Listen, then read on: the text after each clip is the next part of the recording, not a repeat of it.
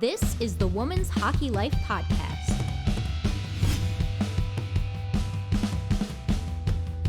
She is a Mississippi native, Boston University alum, 2020 Beanpot Hall of Fame inductee, former PWHPA member, and now pro player for Sweden AIK. Please welcome Reagan Rust. Hey, what's up? How are you? Good. How are you today?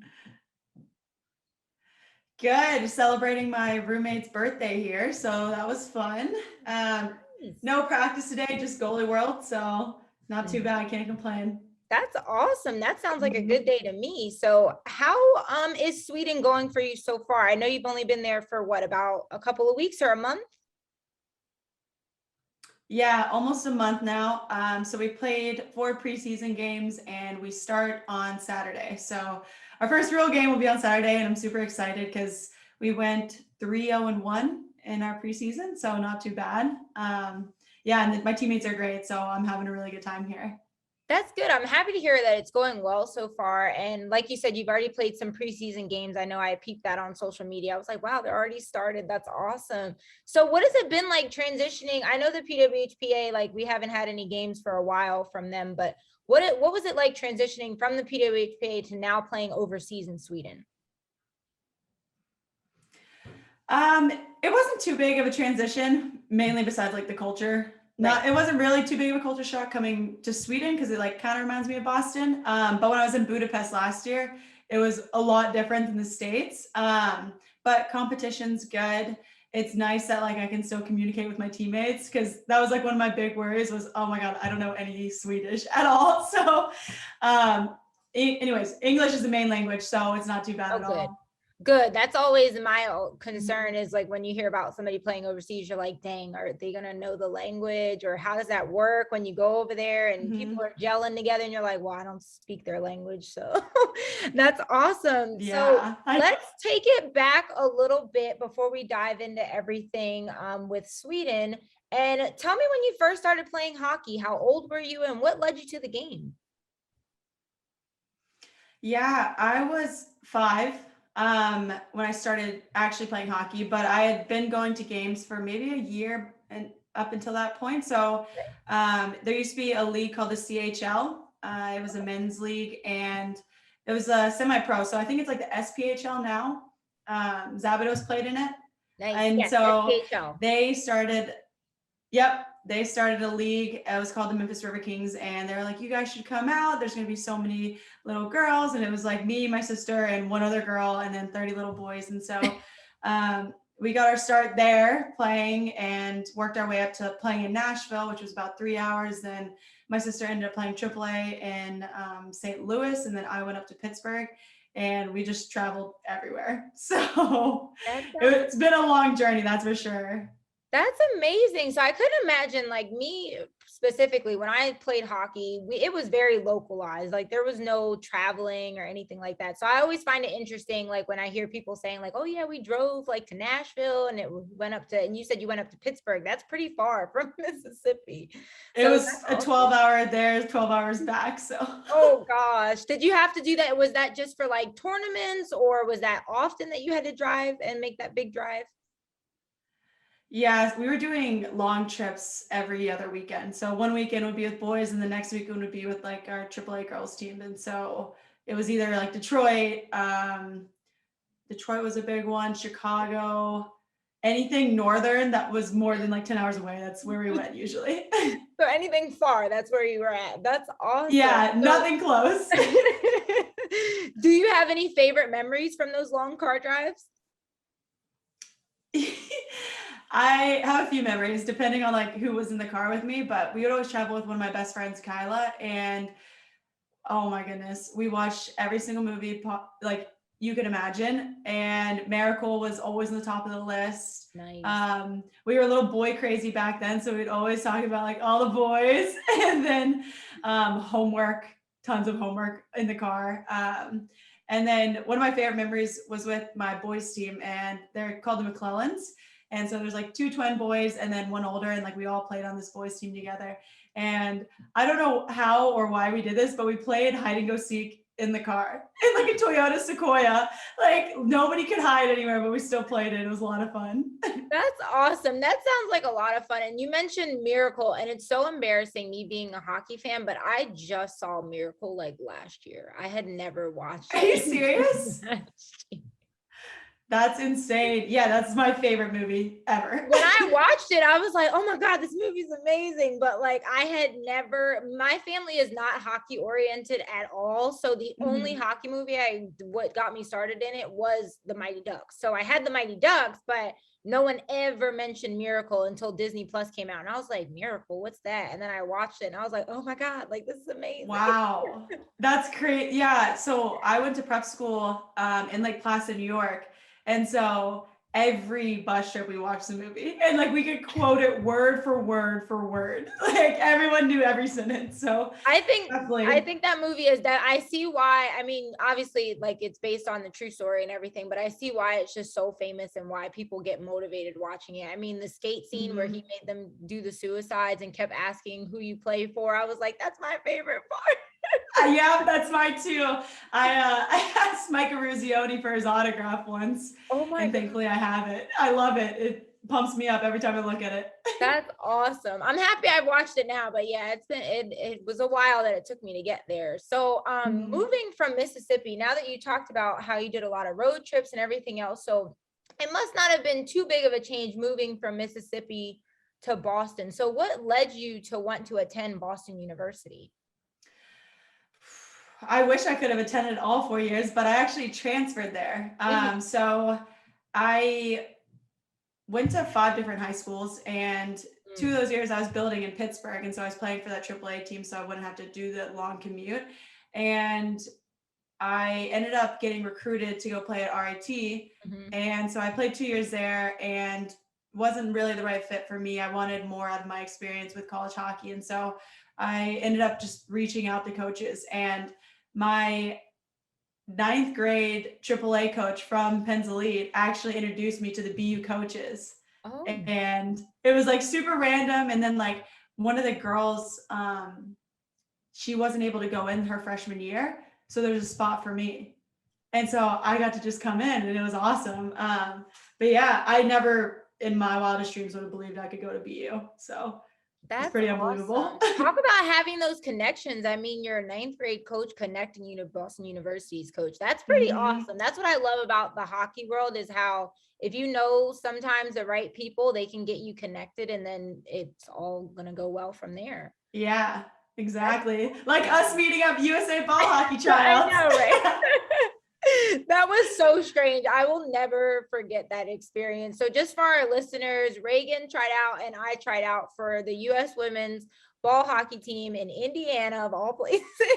I know, so random.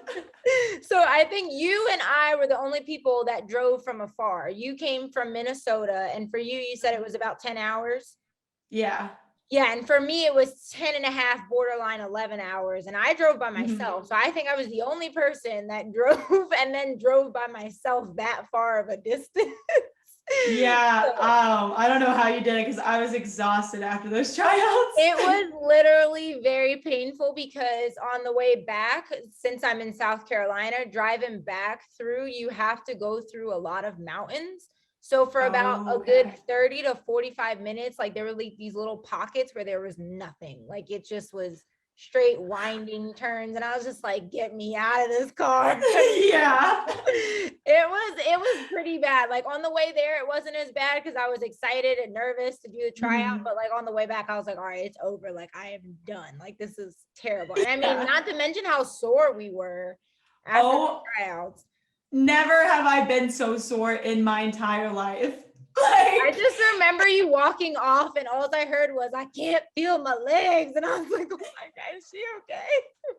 My toenails are still bloody, so that's awesome. Ooh, yeah, I was surprised at how just physical the game was, because I knew it was going to be competitive, but I was like, wow, this is actually more physical than ice hockey is, considering the women's game. And I was like, this is a lot, and we don't have pads on. I was like, we don't have anything on, and I'm getting pushed into the boards right now, and I have nothing to protect Yeah. So, oh my gosh, yes, that was definitely a pretty cool experience. Talk about the hockey world being small, because that was a Hmm. very interesting experience. And I don't even think the coaches expected that many people to show up in Indiana, because I think total Yeah. there was about 40 total. So I don't Yeah. even think they expected that many of us to come. I thought it was cool. I thought Indiana was a pretty random place, but I like the Hmm. location. I thought it was interesting. Yeah, it was definitely interesting. So I wanted to talk about you getting inducted into the Beanpot Hall of Fame. Can you describe like what emotions or thoughts that came into your head when you heard you were being inducted?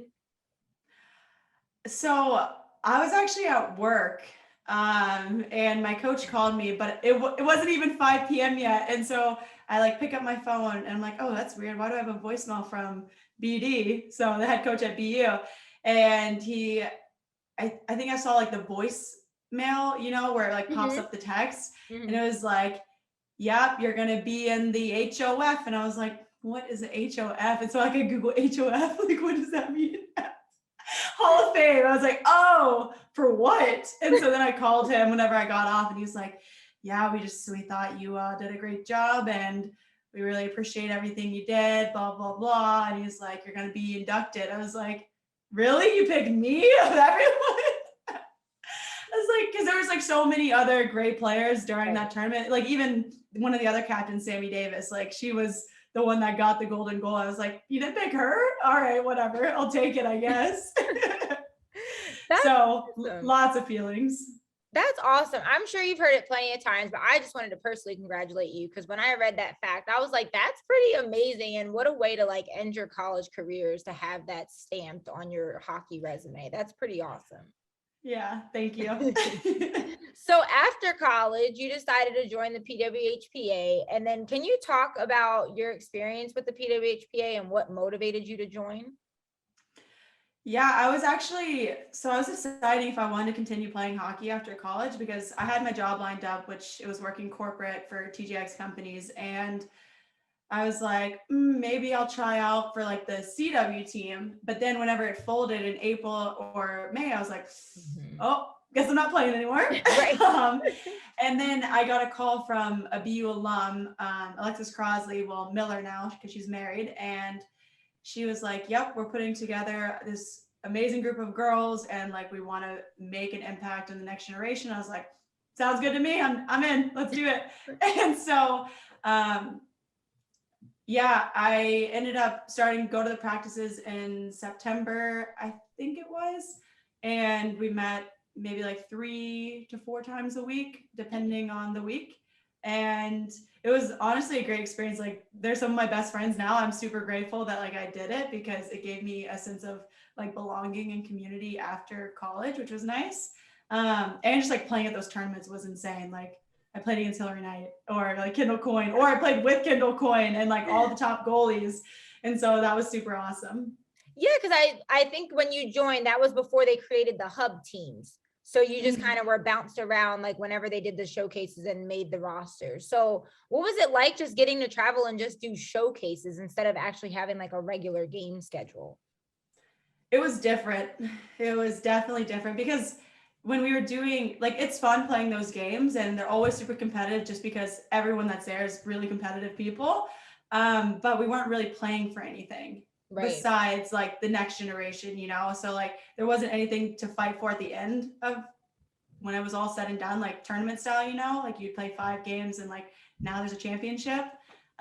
So that was a little bit different, but yeah, I'm kind of like jealous and sad that I missed the season with the Hubs because that would have been Right. awesome. Yeah, it definitely was different. I'm happy that they created the hub so that they had more of like that team environment and just going Hmm. after the secret cup. That was pretty awesome. Yeah. So I also wanted to ask you, what is, if you can give me one or two, a favorite memory while playing for the PWHPA? Favorite. I'm gonna give you one because it just sums up women's hockey. Okay. And we went to Toronto and we flew in. There was so much fog that we had to get redirected to a different airport that wasn't downtown Toronto. And so Then we had to take a bus, like a shuttle bus, to the airport that we were supposed to go to. And then we got trapped at the airport, and there were no Ubers, or like the Ubers were probably like $70. And there was a whole team of us.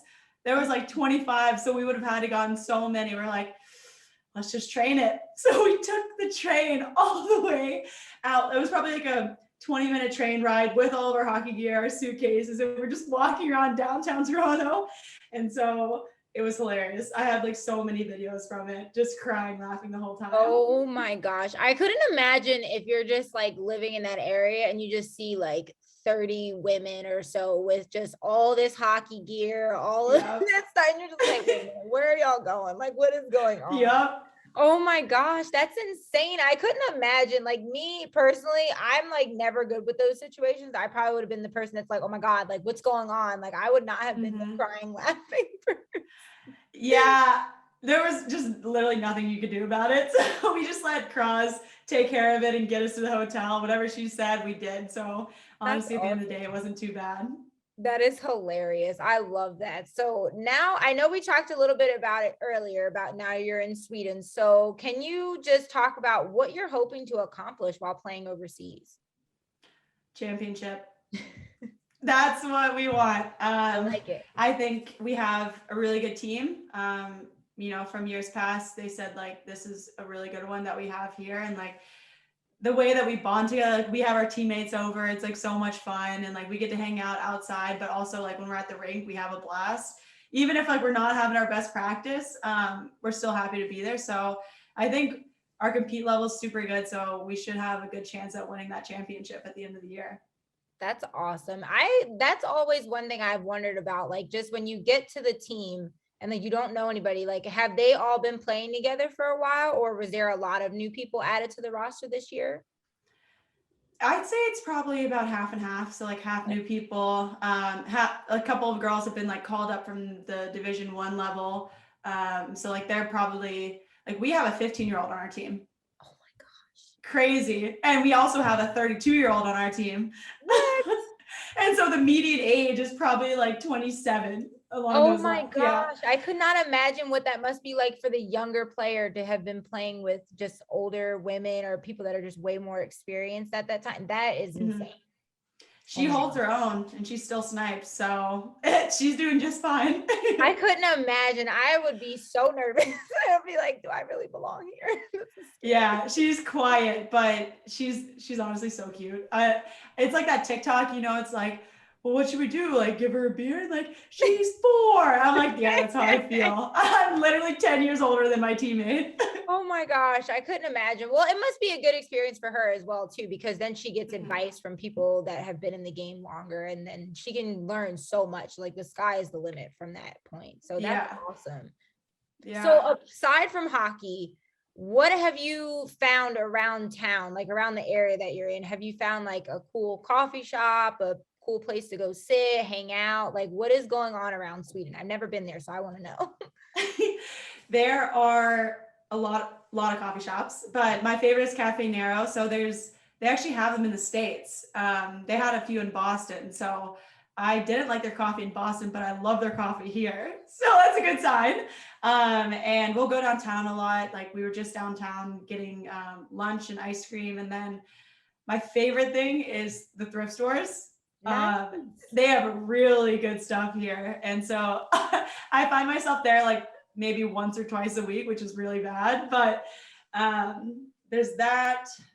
What else? The Mall of Scandinavia we've been to very often. So we'll go eat there after practice sometimes, or just go shopping there. It's not as big as like the Mall of America if you've been there, but it's a decent size. That's awesome. I mean, the biggest mall, I don't even think I've been to a large mall, probably King of Prussia in Pennsylvania. That's probably the biggest mall I've been to. Where's that? That's like north of Philly. So probably like an hour outside of Philly. So it's pretty large, but I've never been to a large mall like Mall of America. I've never experienced something like that before.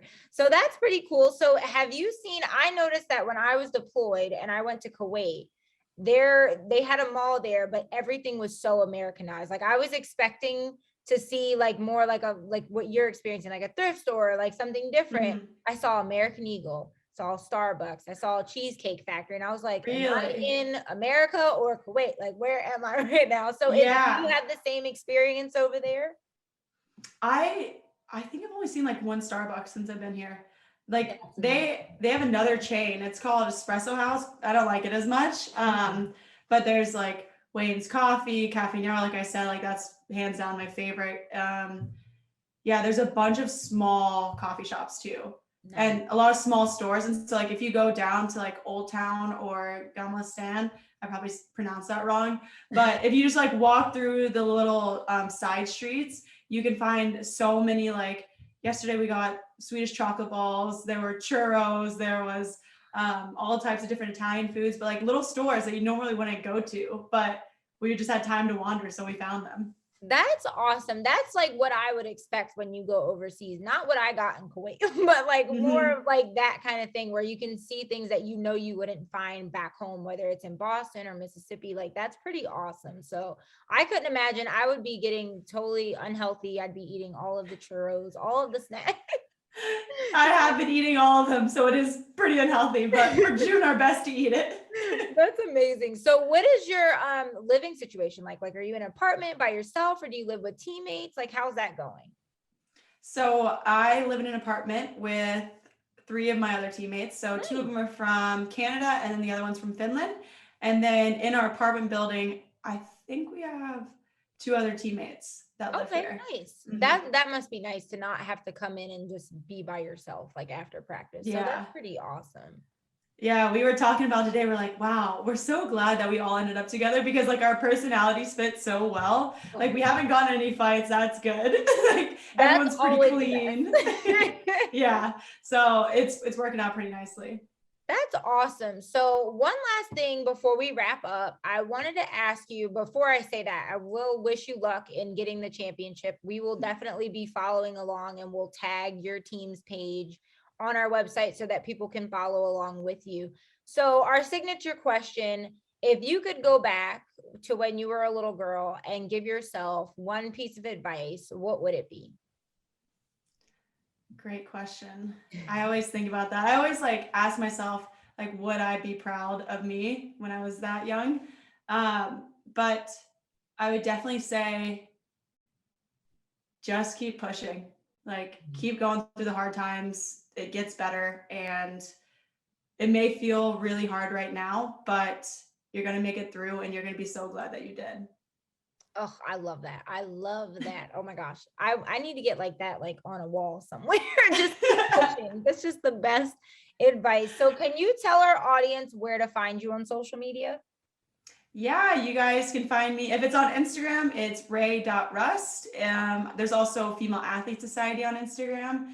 And then on TikTok, just Reagan Rust. Sweet. Okay. Well, thank you so much for talking with me today. No problem. Thanks for having me.